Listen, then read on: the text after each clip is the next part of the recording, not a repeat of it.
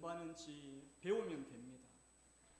아침부터 잠들기까지 어떤 패턴으로 공부하는지, 무엇을 중심으로 공부하는지 옆에서 듣고 보고 배우면, 같이 공부하면 실력이 늘어요. 시행착오를 줄일 수 있습니다. 혼자 공부하는 것보다 더 탁월한 결과를 얻을 수 있어요.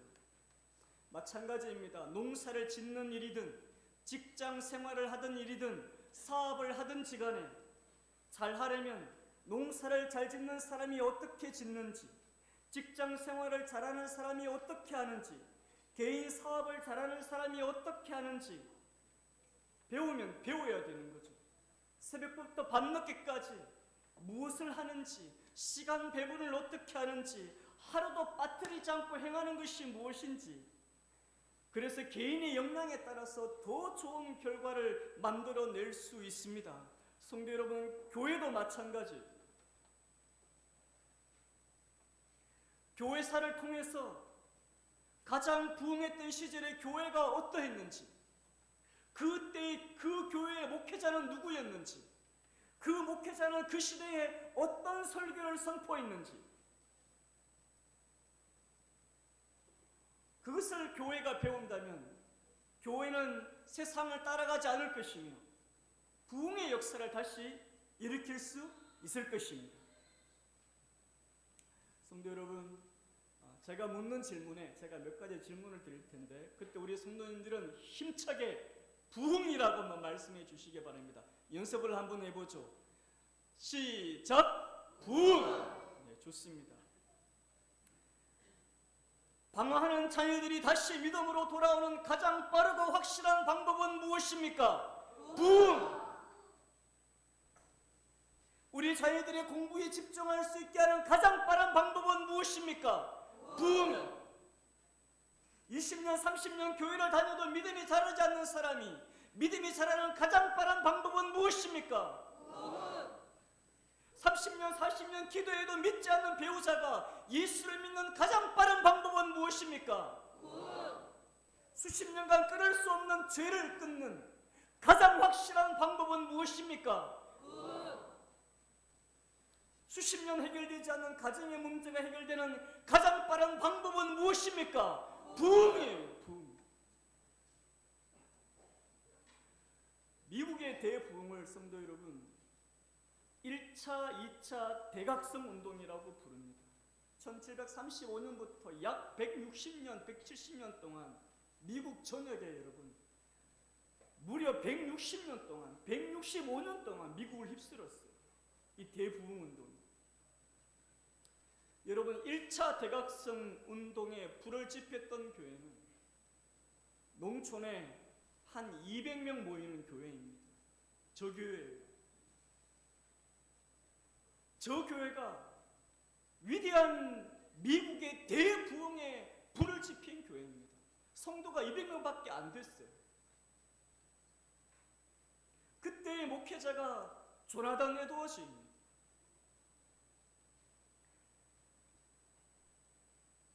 (1730년경에) 이 작은 농촌 교회에 여러분 영적 각성이 일어나기 시작했어요. 대부흥이 일어나기 전에 이미 벌써 이 교회의 원로 목사인 시절에도 간간히 영적 각성이 일어났습니다. 기적과 역사가 일어나고 간간히 그런 회심의 운동이 있어 왔어요. 그런데 조나단 에드워즈가 부임하면서부터 놀랍게 불이 퍼지기 시작한 것입니다. 성도들이 목회자의 설교에 귀를 기울이기 시작했어요. 그러다가 한 청년이 갑작스럽게 죽습니다.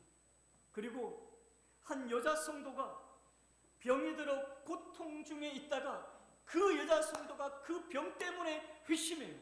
완전히 사람이 바뀌는 거죠. 그 병 때문에. 그 여인에게 영적 각성이 일어난 거예요.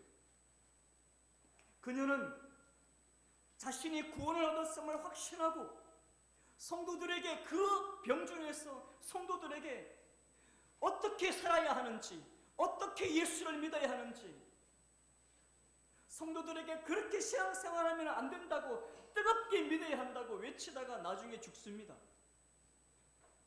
이 두 사건은, 이 두 사람의 죽음은 이 농촌 교회의 영적 각성을 불같이 일으켰어요.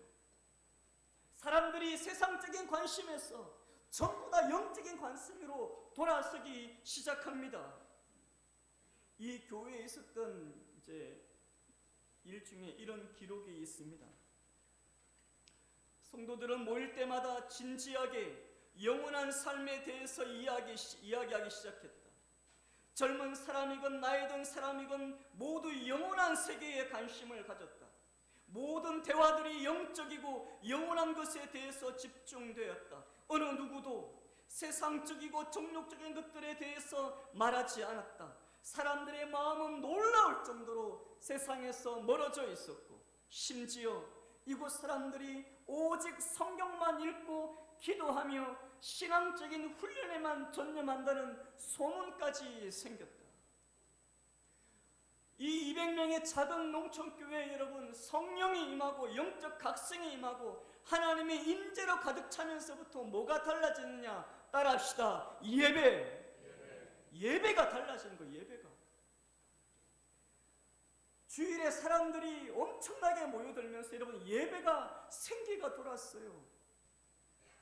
사람들이 예배에 열심을 내고 예배 시작 전 1시간 전부터 모여서 여러분 와서 기도합니다. 찬양은 살아 움직이고 성도들은 목회자 입에서 선포되는 그 말씀에 귀를 쫑긋 세우고 귀를 기울이고 수많은 사람들이 말씀을 듣다가 여러분 눈물을 흘려요. 왜 흘리느냐? 자기 죄를 보기 시작했어요. 자기 죄. 나의 죄를 보기 시작하면서 이 비참하고 썩어 문드러지는 나의 죄를 보기 시작하면서 자기의 죄 때문에 눈물을 흘리고 구원받지 못한 이웃의 그 영혼을 아파하면서 눈물을 흘리며 또한 나 같은 자를 구원하신 하나님의 그 큰 사랑에 감격하여 눈물을 흘리고 사랑하는 성도 여러분, 부흥이 임하면 성령이 임하잖아요. 그러면 사람들이 죄 때문에 울부짖고 흐느끼며 큰 소리로 외칩니다. 성령의 권능이 강력하게 임하기 때문에 죄책감 때문에 자기의 죄 때문에 자기가 보면서 깜짝 놀라 충격을 받아 어떤 사람은 기절하기도 하고 쓰러지기도 해요. 성령의 압도적인 권세에 눌려서 몸이 아프기 시작합니다. 여러분, 우리 교회가 주일마다 지금 조나단 에드워즈 설교를 살펴보는 이유가 여기에 있습니다. 여러분, 우리 교회의 모델은 청도에 있는 교회가 아니에요. 우리 교회의 모델은 우리 노예에서 제일 큰 교회가 아닙니다. 우리 교회의 모델은 여러분 서울 사랑의 교회가 아니에요. 부산 수용로 교회가 아닙니다. 우리 교회가 따라야 할 롤 모델은 300년 전 세계사에서 가장 큰 성령의 역사가 임했던 미국의 1차, 2차 대각성 운동입니다.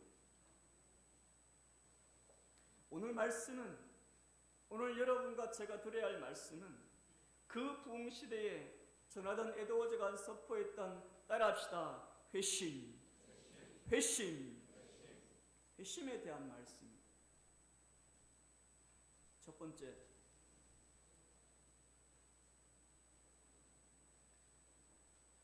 제 마음과 소원의 간구는 여러분을 구원을 시키는 것입니다. 저는 미사역으로 여러분을 현혹시켜서 여러분을 하여금 박수갈채를 받고 싶지 않습니다. 저의 관심은 오직 여러분의 구원에 있습니다. 제가 여러분의 귀를 즐겁게 하려 했다면 지금 재미있는 이야기를 하고 있을 것입니다. 여러분에게 편안한 베개와 쿠션과 이불을 주면서 너무나 재미있는 이야기를 해주고 있을 것입니다. 그러나 저는 불구덩이에 빠진 자녀를 건지는 부모의 심정으로 이 자리에 섰습니다. 어느 누가 자녀가 불구덩이에 빠졌는데 그 자녀 앞에서 노래를 불러주며 사탕을 줄 부모가 누가 있겠습니까? 마찬가지입니다. 사랑하는 성도 여러분, 중생과 회심 없이는 구원을 받을 수가 없습니다. 중생이 뭐냐? 우리 자막이 있는데요. 같이 한번 읽어보시죠. 시작. 영혼에 하나님의 생명이 심겨져서 완전히 다른 경향성을 가진 새 사람이 되는 것. 아멘. 회심은 뭐냐 하면, 회심은 믿음과 회개를 합친 말이에요. 자, 믿음이 뭐냐? 믿음은 같이 읽습니다. 시작. 예수의 구원 사역을 이해하고 그것이 나의 구원을 위한 것임을 마음에 확신하고 예수를 신뢰하고 사랑하여 자신의 모든 삶을 위임하는 것. 회개는 뭐냐? 회개 같이 읽습니다. 시작. 자신의 죄에 대해서 하나님께 용서를 구하며 죄로 인한 비참한 삶에 대해 슬퍼하고 죄에서 완전히 돌아서서 하나님의 뜻에 즐겁게 순종하며 살겠다는 의지적인 결단과 구체적인 행동이에요.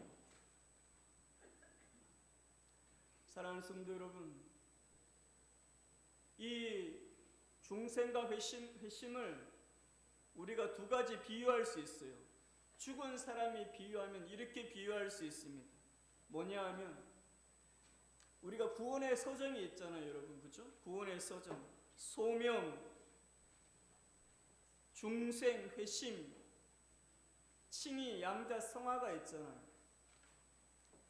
여러분, 죽은 사람을 비유하면 소명은 뭐냐?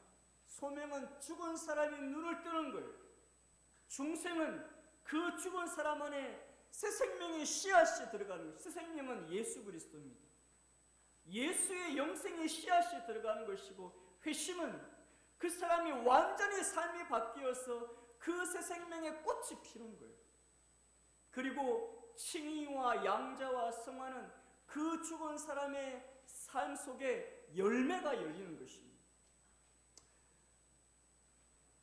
노숙자의 비유함이 이런 거예요, 여러분. 노숙자의 비유하면, 길거리에 집도 절도 없이 떠돌던 노숙자가 소명을 받잖아요. 부르심을 받았다는 것은 뭐냐? 그 노숙자가 하나님 나라의 대문 안으로 들어오는 거예요. 마당으로. 중생은 뭐냐? 마당에 사는 게 아니고 거실의 현관문을 열고 들어오는 게 중생임의, 회심은 거실에 들어와서 사는 게 회심인 거예요. 칭의, 양자, 성화는 뭐냐? 그 노숙자를 그 대궐의 양자로 삼는 것 같은 것입니다. 이렇게 이해하면 여러분, 중생과 회심이 얼마나 대단한 위치에 있는가를 우리가 알 수 있습니다. 사랑하는 성도 여러분, 하나님이 시퍼렇게 살아있다는 것을 믿습니까? 아멘. 여러분, 우리가 하나님의 살아있는 존재를 믿는다면 그 하나님은 나의 인생을 심판하시는 분임을 믿어야 합니다. 하나님은 자신을 기쁘게 하는 사람은 존귀하게 여기시지만 여전히 죄 가운데 있어서 하나님의 거룩한 본성에 어긋나는 사람은 심판하세요. 중생과 회심을 통해 하나님을 기쁘게 한다면 하나님이 그 영혼을 존귀하게 하시지만, 중생과 회심을 무시한다면 하나님은 그 인생을 무서운 심판으로 대할 것입니다. 중생과 회심은 여러분 분명히 있습니다. 분명히 있어요. 교회사에서 수많은 사람들이 이것을 증명하고 있습니다. 여러분, 교회 역사에 수많은 방탕하고 타락한 사람들이 예수 때문에 중생하고 회심했어요. 악명 높고 타락하고 방탕한 삶을 사람들이, 마치 사람이라기보다는 짐승에 가까운 그런 사람들이 예수를 만나고 완전히 변화되었어 겸손하고 경건하고 온유하며 천국에 합당한 삶을 사는 경우가 수없이 많았습니다. 대표적인 장면이 고린도전서에 나와요. 제가 한번 읽어보겠습니다. 불의한 자가 하나님의 나라를 유혹으로 받지 못할 줄을 알지 못하느냐? 미혹을 받지 몰라. 여러분, 불의한 자, 의를 행하지 않는 사람은 결코 하나님의 나라에 들어갈 수 없습니다. 음행하는 자, 우상 숭배하는 자, 간음하는 자, 탐색하는 자, 남색하는 자. 여러분, 남색은 남자 동성애자를 말해요. 게이를 말합니다. 도적이나 탐욕을 부리는 자나 술 취하는 자나 모욕하는 자나 속여 빼앗는 자들은 하나님의 나라를 유업으로 받지 못하리라. 너희 중에 이와 같은 자들이 있더니, 세상에 여러분, 이 고린도 교회에 아까 그와 같은 사람들이 많았다는 거예요. 근데 그 사람들이 바울이 전한 예수의 복음을 듣고 그들이 중생하고 회심하여서 어떻게 되었느냐? 주 예수 그리스도의 이름과 우리 하나님의 성령 안에서 씻음과 거룩함과 의롭다 하심을 받았느니라. 고린도 교회에 여러분 변화된 엄청난 사람들이 있었던 것입니다.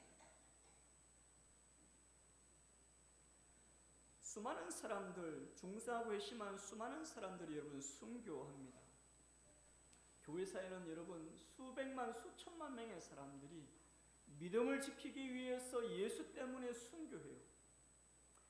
그들은 장기간, 오랜 기간 동안 고문을 받으면서 박해자들은 온갖 고문을 통해 순교자들의 마음을 예수에게서 끌어놓으려 했지만 다 실패합니다.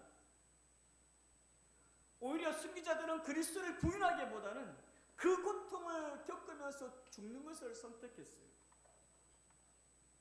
어떤 수단과 방법으로도 순교자들의 신앙과 믿음을 꺾지 못했습니다.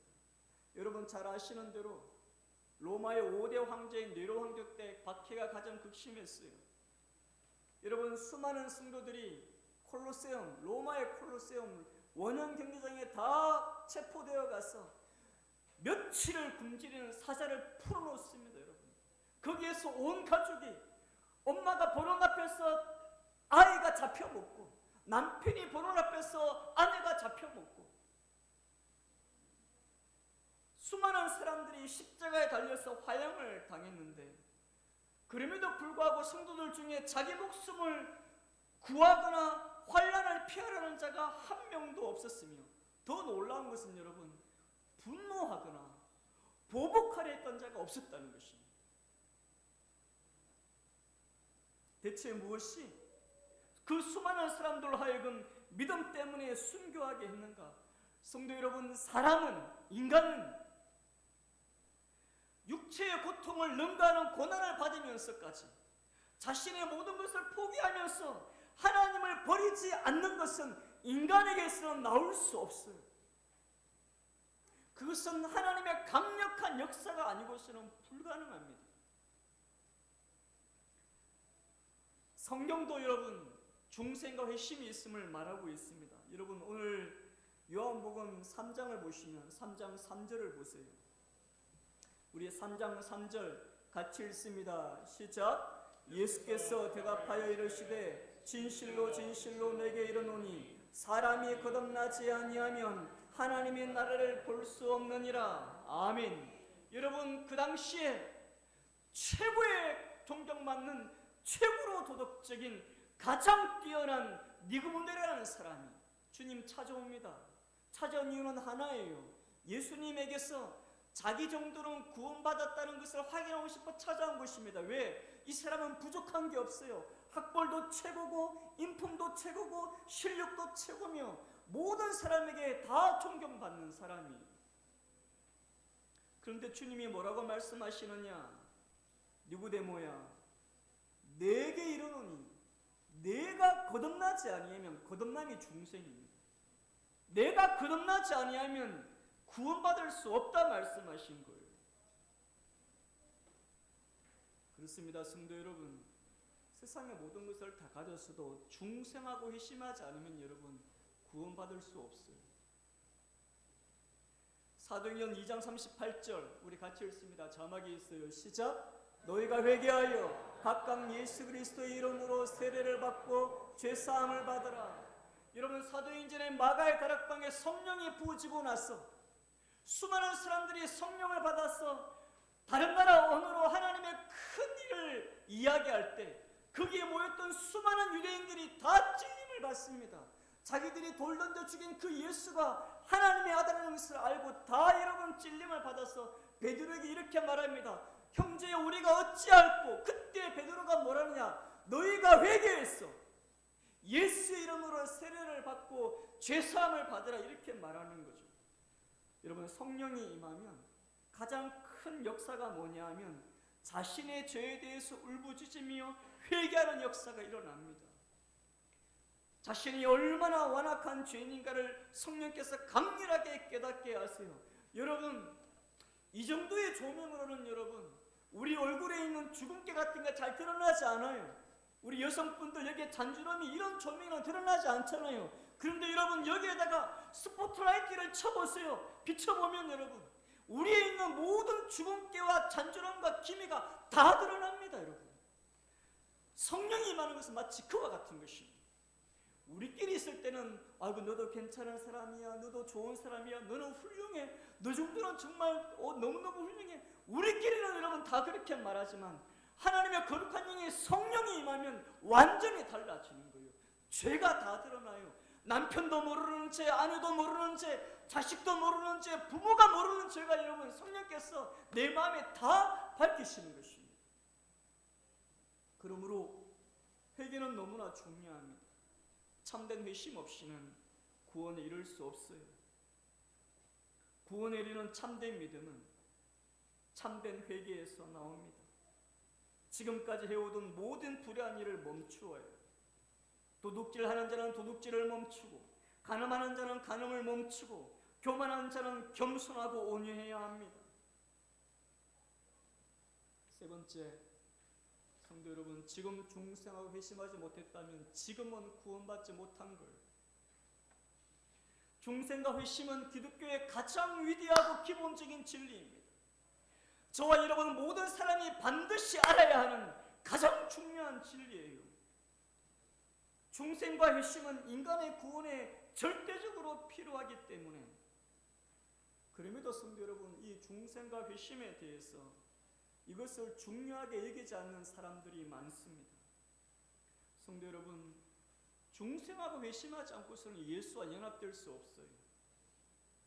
내가 회심하지 않았는데, 내가 중생하지 않았는데 내가 예수와 연합되었다, 내가 구원받았다 하는 생각은 착각입니다. 성경 어디에도 여러분 그것을 지지하는 구절이 없어요. 예수님은 자신처럼 거룩하지 않은 자와 결코 연합할 수 없습니다. 우리 예수님은 거룩을 추구하지 않는 자를 자신과 연합하게 하시는 것은 예수님에게도 불가능합니다. 사랑하는 성도 여러분, 중생과 회심은 분명한 성경적 진리예요. 우리 주님께서 직접 말씀하셨어요. 그러므로 중생과 회심은 한 사람의 인생에서 가장 중요한 일입니다. 따라합시다. 복 있는 사람은 회심한 사람이다. 여러분, 복이 딴 사람보다 더 나은 직업과 더 많은 돈과 더 나은 조건을 가진 게 복이 아니에요. 그것은 오히려 독이 될 수 있습니다. 그것 때문에 중생과 회심에 대한 간절함을 여러분 가지질 못하는 거죠. 가장 불행하고 가장 비참한 사람은 회심하지 않은 사람입니다. 40년, 50년 교회를 다녀도 여러분 중생하고 회심함이 없이는 여러분 천국 갈 수 없어요. 회심하지 않은 사람은 지옥에 썩어 있는 뚜껑이를 걷고 있는 것과 같습니다. 지옥에 썩은 뚜껑은 너무 약했어. 그 사람의 무게를 감당할 수 없어요. 어느 순간에 푹 빠지고 말 것입니다. 회심하지 않은 사람이 지옥에서 벗어날 가능성은 전혀 없습니다. 회심하지 않은 사람에게는 여러분 마음에 참된 안식이 없어요. 그러므로 저와 여러분 우리 모두는 참된 구원을 얻을 수 있는, 영원한 생명을 얻을 수 있는 그 방향, 그 방법으로 나의 삶을 완전히 바꿔놓아야 합니다. 그렇지 않고는 여러분 우리 인생에 참된 안식과 참된 희망이 있을 수 없습니다. 저는 중생하고 회심하기 위한 삶의 지침 몇 가지를 제시하고자 합니다. 첫 번째, 따라합시다. 머뭇거리지 마십시오. 사랑하는 성도 여러분, 중생하고 회심하기로 지금 결단해야 합니다. 머뭇거릴 시간이 없어요. 엘리야가 850명의 바알 선지자, 아세라 선지자들을 모아놓고 이렇게 촉구했습니다. 너희가 어느 때까지 바알과 하나님 사이에서 머뭇거리겠느냐? 만일 바알이 하나님이면 바알을 섬기고, 만일 하나님이 참 하나님이면 하나님을 섬겨라. 언제까지 머뭇거리겠는가? 여러분, 내일 일을 우리가 알 수 없어요. 여러분, 오늘 밤 우리가 죽을 수 있습니다. 내일은 나의 시간이 아니에요. 따라합시다. 은혜 받을 때에 은혜를 받자. 여러분, 지금이 나의 시간인 거예요. 지금이. 두 번째, 한번 따라합시다. 미루지 마십시오. 혹시 이렇게 생각하는 분들이 있습니까? 목사님, 저는 지금 젊고 아직도 더 많은 시간이 있습니다. 여러분, 그런 생각 때문에 미루지 말아야 합니다. 그런 생각은 중생과 회심을 삶의 우선순위에서 미루어내는 것입니다. 수많은 사람들이 그렇게 미루다가 생각하지 않은 때 죽음을 맞습니다. 죽음. 안타깝게도 그들이 미루는 바람에 그들은 영원한 지옥이 그들의 거처가 되고 말았습니다. 앞으로 중생하고 회심할 더 많은 기회가 올 거야 라고 생각하면서 미루지 마십시오. 언젠가는 성령이 나를 각성시켜서 중생과 회심을 추구하게 하실 거야 라고 생각하며 미루지 마십시오. 여러분, 이것은 가장 치명적인 생각입니다. 내 안에 중생과 회심을 사모하는 마음이 없는데 성령께서 알아서 역사해 주시는 것은 여러분 존재하지 않습니다.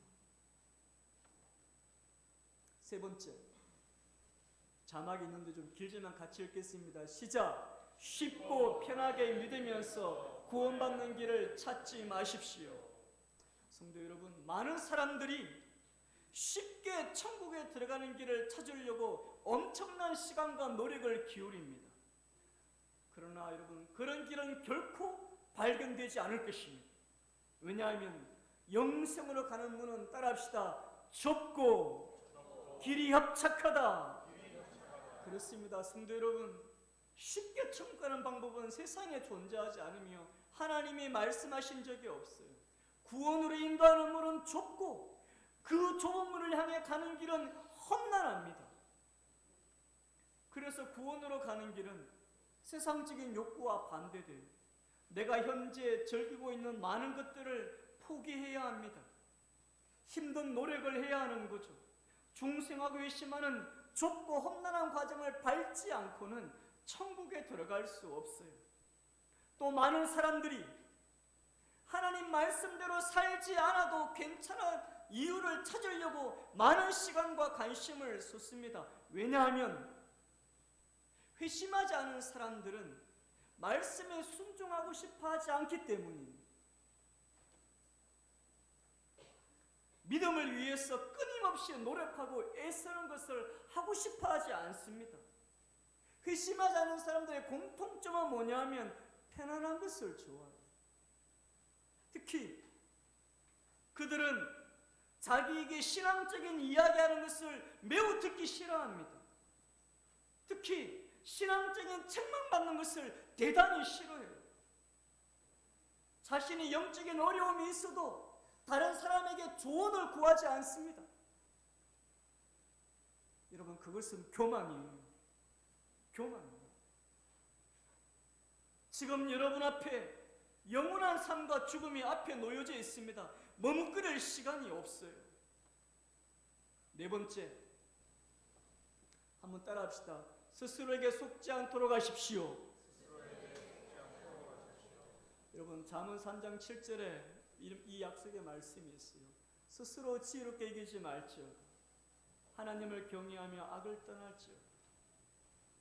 여러분, 죄에 속아서 나의 영적인 눈이 멀지 않도록 주의해야 합니다. 수많은 사람들이 이것 때문에 중생하지 못하고 회심하지 못했어요. 영적인 눈이 멀어지면 여러분, 나의 죄를 보지 못해요. 내 위에 하나님의 진노가 사해져 있다는 것을 보지 못합니다. 회심하지 않은 사람들은 약간의 기도와 약간의 봉사와 약간의 헌금으로 모든 것이 잘 될 거라 생각합니다. 여러분, 그것은 스스로에게 속고 있는 것입니다. 중생과 회심 없이는 결코 천국에 들어갈 수 없어요. 잠언 14장 12절 같이 읽습니다. 시작. 어떤 길은 사람이 보기에 바르나 필경은 사망의 길이니라. 여러분, 수많은 사람들이 그게 맞아, 그게 옳아 이렇게 말하지만, 그런데 그 길의 끝에는 뭐냐? 거기는 생명이 있는 게 아니라 사망이 있다는 거예요. 여러분, 죄에 속아서 나의 영적인 눈이 멀면 이런 현상이 생깁니다. 그 길은 지옥 가는 길인데 자기는 제대로 가고 있다고 생각하는 거예요. 빨리 여러분 돌아서야 됩니다. 빨리. 중생하고 회심하지 못한 많은 사람들은 자신이 죽기 전에 회심할 거라 생각합니다. 그래서 말씀을 믿지 아니하고 자기의 지혜, 자기의 계획, 자기가 해놓은 것들을 의지합니다. 여러분, 그런 것들이 위험해요. 왜 위험하느냐? 회심과 중생에 대한 간절한 마음을 그런 것들이 빼앗아 가버리기 때문에 그렇습니다. 그래서 이사야는 이 일의 위험성을 이렇게 경고합니다. 이사야 5장 말씀. 악을 선하다 하며 선을 악하다 하며 흑암을 광명으로 삼으며 광명으로 흑암을 삼으며 쓴 것을 단 것으로 삼으며 단 것으로 쓴 것을 삼는 자들은 화 있을진저. 스스로 지혜롭다 하며 스스로 명철하다 하는 자들은 화 있을진저. 사랑하는 성도 여러분, 이 설교가 300년 전 미국 1차 대각성 부흥에 선포되었던 여러분 놀라운 말씀입니다.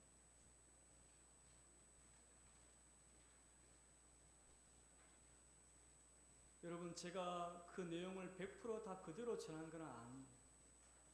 그렇지만 여러분, 얼마나 무섭습니까, 이 말씀.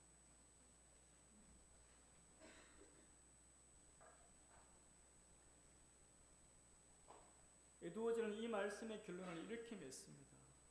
사랑하는 성도 여러분, 이 지침을 신속히 따르십시오. 책에는 여러분 지침이 8가지 정도 돼요. 제가 4가지만 소개했습니다. 이 지침을 신속히 따르면 그렇게 하는 사람은 반드시 중생하고 회심할 것입니다. 이 설교를 듣는 저와 여러분 가운데 아무도 중생과 회심에서 제외되는 사람은 아무도 없어요. 나이가 어리든지 나이가 많든지, 많이 배웠든지 못 배웠든지, 부자이든지 가난이든지, 예수를 처음 믿었든지 오래 믿었든지, 아무도 중생과 회심에서 제외되는 사람은 아무도 없습니다. 분명한 것은 하나님께서 저와 여러분에게 중생과 회심의 문을 활짝 열어놓으셨다는 것입니다. 할렐루야. 여러분, 우리 하나님의 뜻은 그 활짝 열린 중생과 회심의 문으로 우리 모두가 그것을 소망하며 그 하나님의 품으로 달려가야 한다는 거예요. 세상의 모든 것들을 내려놓고 지금 내 인생 이 순간에 가장 중요한 것은 내 영혼, 내 가족의 영혼이 구원받는 것입니다. 그것 외에 더 긴급하고 중요한 것이 세상에는 존재하지 않습니다. 저 여러분 모두는 중생하고 회심해야 합니다. 이 은혜가, 이 말씀이 저와 여러분의 심장에 바위 위에 글을 새기듯이 새겨지는 남은 생애 되시기를 주의 이름으로 축원합니다. 아멘. 우리 함께 기도하시죠.